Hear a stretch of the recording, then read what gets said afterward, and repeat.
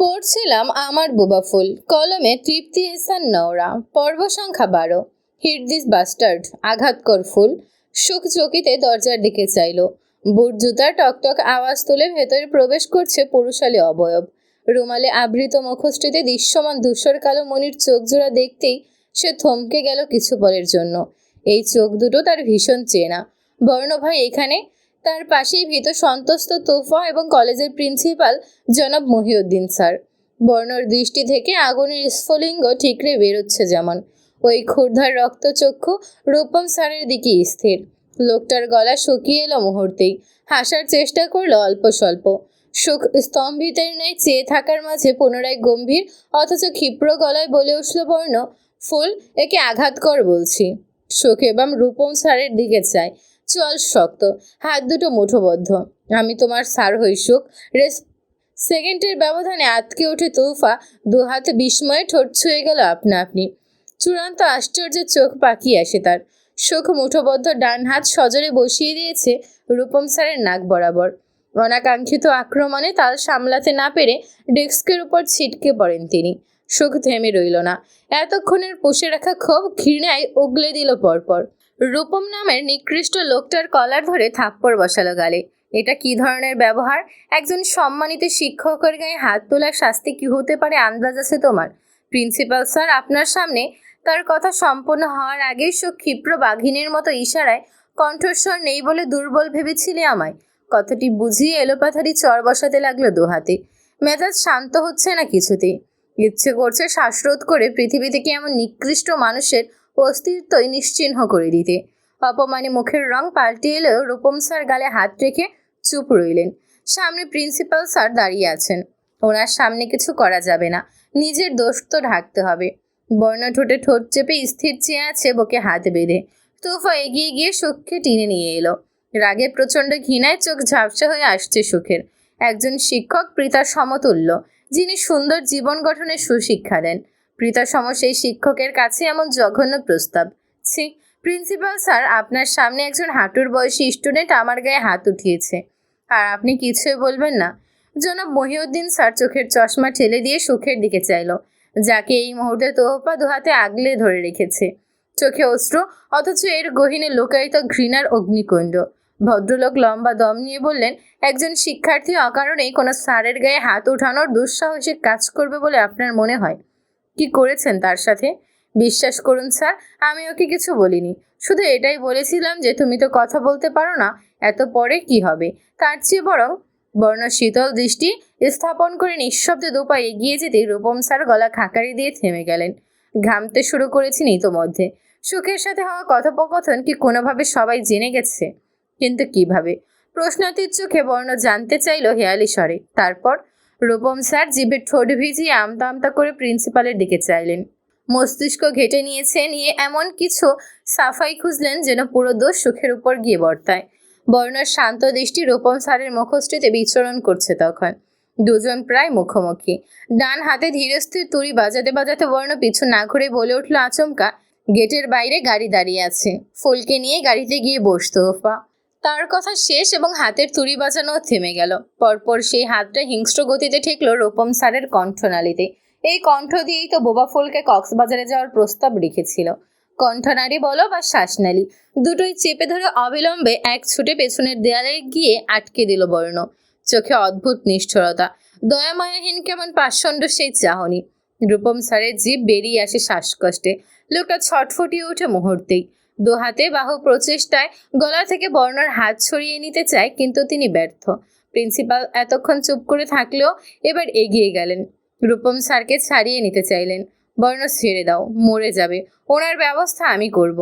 বর্ণর কানে সেসব কথা পৌঁছায়নি বোধহয়। সে কঠোর গলায় ধমকে উঠল খানিক পেছনে জড়সড় দাঁড়ানো রমণীদের উদ্দেশ্যে, তোহফা, তোদের গাড়িতে গিয়ে বসতে বলেছি, কথা কানে যায় না? দুজনেই কেঁপে উঠল যেন। হতভম্ব হয়ে তাকিয়ে রইল সামনে। মুহূর্তেই পরিবেশ ভারী হয়ে উঠেছে। তোহফা ঢোক গিলে সুখের হাত ধরে তড়িঘড়ি করে ক্যাবিন থেকে বেরিয়ে এলো। সামনে কিছু কিছু শিক্ষার্থী উকিঝুঁকে দিচ্ছে ভেতরে, কি ঘটছে দেখার জন্য।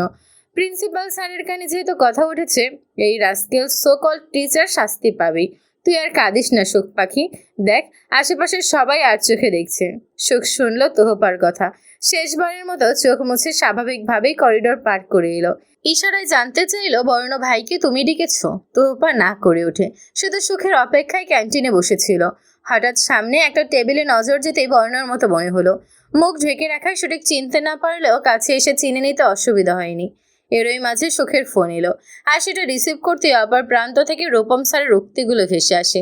বর্ণার পাশে বসার অনুমতি পেয়েছিল তোহফা, সেই সুবাদে কথাগুলো বর্ণও শুনতে পেয়েছে স্পষ্ট। মুহূর্ত ব্যয় না করে সে ঝড়ের গতিতে উঠে এসেছে। অতঃপর প্রিন্সিপালকে নিয়ে রূপম স্যারের কেবিনে উপস্থিত হলো। পিচঢালা রাস্তায় গাড়ির চাকা ঘুরছে বিরতিহীন। অভ্যন্তরে খানিক আগে ধিমি আওয়াজে মিউজিক চললেও এখন তা অফ। ড্যাশবোর্ডে ফোন আটকে রাখা, সেখান থেকে মেইলে অতিষ্ঠ স্বর ভেসে এলো, ভাই তুই ফিরছিস কবে, আর গিয়েছিসই বা কোন জেলায়? স্টিয়ারিং যে হাত চালিয়ে বোনের কথা মেহেরাব মৃদু হাসলো, বা হাতে মাথা চুলকে জবাব দিল, রংপুর আছি, 2-1 দিনের মাঝেই ফিরে যাচ্ছি ঢাকা। কিছুদূর যেতেই আচমকা তড়িঘড়ি করে ব্রেক কষে মেহেরাব, পরপর সচকিতে পাশে তাকায়। কাদা পানিতে চাকা চালিয়ে দিয়েছে এবং কারো গায়ে সেগুলো ছিটকে গেছে। সে ক্রস্থ হাতে ডোর মেলে নেমে এলো রাস্তায়। Sorry miss. মাথার উপর সূর্যের তেজ দেখিয়ে বেড়াচ্ছে, তেষ্টায় গলা শুকিয়ে কাঠ। আইসক্রিম খাওয়ার ইচ্ছে জেগেছিল তোহপার। পার্লার রাস্তার বিপরীত পাশে। গাড়ি চলে বসায় পূর্বের সুখের হাত ধরে রাস্তা পার হতে ধরেছিল মাত্রই, অথচ তার আগেই কাদা পানিতে মাখো মাখো হয়ে গেছে জামা কাপড়। রাগে দুঃখে উত্তপ্ত মস্তিষ্ক আরো দ্বিগুণ চড়াও হলো। অতঃপর সরি শব্দটা উপহাস বই অন্য কিছু মনে হলো না তোহপার। রমণী দাঁতে দাঁত নিষ্পেষিত করে হিসিসি ওঠে, উজবুক, অন্ধ নাকি? গাড়ি কিভাবে চালাতে না পারলে স্টিয়ারিং হাতে ধরেছেন কেন? জামাটাই নষ্ট হয়ে গেল। থমথমে খেয়ে গেল মেহেরাব। রাগ হলো কিঞ্চিত, সে তো ভুল স্বীকার করেছেই, তাও এসব বলার মানে কি? মেহেরাব চাপা স্বরে বলল, কি বললেন মিস? যেটা শুনলেন সেটাই। তো বা তেতে উঠল। সুখ তার বাহু চেপে ধরে, হয়তো ভুল বলে ফেলেছে লোকটা।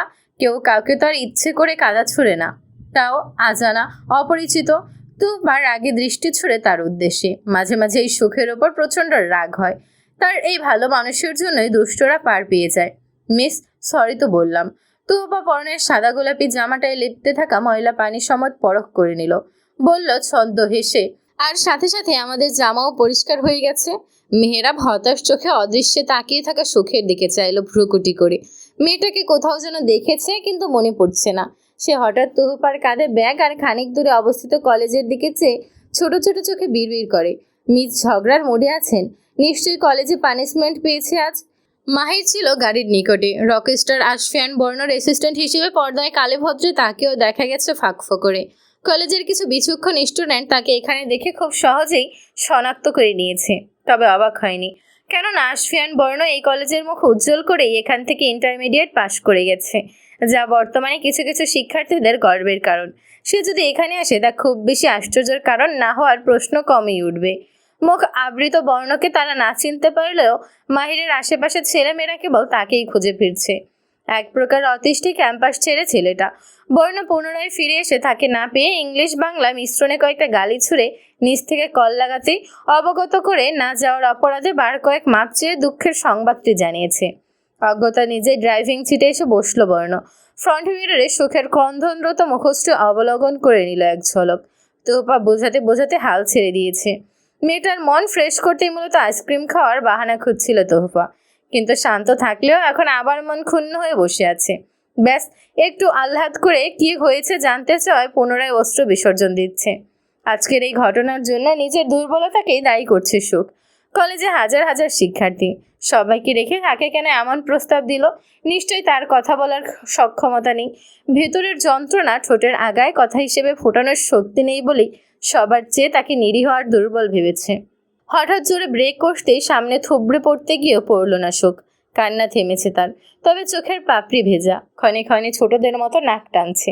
সুখ হতবুদ্ধির মতো সামনে চাইল। নির্বিকার ভঙ্গিতে ছিটে হেলান দিয়েছে বর্ণ। চোখে নেই রাগ কিংবা ক্ষোভ অথবা ঘৃণা, দৃষ্টি নির্লিপ্ত। তার পাশে সিয়াম, সেও প্রশ্নাতীত চোখে বর্ণর দিকে তাকিয়ে। এটা শিকদার বাড়ির রাস্তা নয়, তবে থামলো কেন বর্ণটা? সুখ জানালার কাজ ভেদ করে বাহিরে দৃষ্টি স্থাপন করতেই মুখের এক্সপ্রেশন পাল্টে গেল নিমিষেই। অধর কোণে হাসি ফুটে উঠল তৎক্ষণাৎ। অধরে দল বেঁধে ছোট বড় বাচ্চারা কানামাছি খেলছে। কেউ বা লাফালাফি, কেউ বা বেলুন ওঠাচ্ছে, আর কেউ কেউ দৌড়াদৌড়ি। ক্ষণে ক্ষণে পাল্লা দিয়ে খিলখিলিয়ে হেসে উঠছে নিষ্পাপ মুখগুলো। সেই হাসিতে মুখরিত আশপাশ। প্রকৃতিও যেন তাদের আনন্দে আনন্দিত। সুখের মনে দোলে ওঠে। তোপার হাত ঝাঁকে প্রফুল্ল চিত্তে বাহিরে ইশারা করে বোঝায়, চল না ওখানে যাই। বর্ণ যাওয়ার অনুমতি দিতে শোক সুর করে নেমে ছুটে গেল বাচ্চাদের কাছে। তোহপা ধীর পায়ে পিছু যেতে যেতে হেসে ফেলল। ছোট ছোট বাচ্চা সুখের ভীষণ পছন্দ। যাক, মন ভালো করার উপায় পেয়ে গেল মেয়েটা। বর্ণ ড্যাশবোর্ড থেকে প্রেস বল নিয়ে অন্যমনস্ক হয়ে সর্বস্ব দিয়ে প্রেস করে যাচ্ছে সেটায়। মস্তিষ্কে কি চলছে কে জানে। ক্ষণে ক্ষণে চোয়াল শক্ত হতেও দেখা যাচ্ছে। শ্যাম আহত শ্বাস ফেলে নিশ্চুপ বসে রইল পাশে, কিন্তু তার চুপ থাকতে ইচ্ছে করছে না। কি বলবে ভাবতে ভাবতেই মিররে নিজেকে একবার দেখে গদগদ কণ্ঠে বলে উঠল, বর্ণ দেখ দেখ, আমার মাথায় চুল গজাতে শুরু করেছে। সদর দরজা দিয়ে প্রবেশ করতেই নুরা ছুটে এলো। বর্ণ দুদিন পর বাড়ি এসেছে। আমার চকলেট, চিপস আর গিফটস কোথায়? বর্ণকে ভিড়িয়ে আশেপাশে পরখ করে পিছু উকি দিল সে। নিশ্চয় মাহিরের কাছে, কিন্তু তাকে তো দেখা যাচ্ছে না। নুরা পুনরায় জিজ্ঞেস করতেই বর্ণ অপরাধী চোখে কানে হাত রাখলো। মুহূর্তে প্রখরতা উবে গেল বাচ্চাটার। কিছুই আনোনি? বর্ণ ফের দুদিকে মাথা ঝাঁকায়। চক্ষু হাসছে, অথচ মুখাভাবে মেকি অপরাধবোধ। নুরা হম্বিতম্বি দেখিয়ে যেভাবে এসেছে সেভাবেই চলে গেল তাদের রুমে। লুডো খেলছে দুজনে। দুবার উইনার হয়েছে সে। যাওয়ার আগে নুরার আগের স্বরে অভিমান সমেত বলে গেল বর্ণকে, তোমার সাথে আমার কাটটি। সুখ কারো সাথে কথা না বলেই নিজের কক্ষের অভিমুখে হাঁটা ধরেছে। 5th ফ্লোরে তার রুম। 2nd ফ্লোর ভিড়িয়ে পরবর্তী ফ্লোরের কাছাকাছি সিঁড়ি পার করতেই পেছন থেকে ধূপধাপ পা ফেলে চঞ্চল পায়ে কারো আশার আভাস পাওয়া যায়।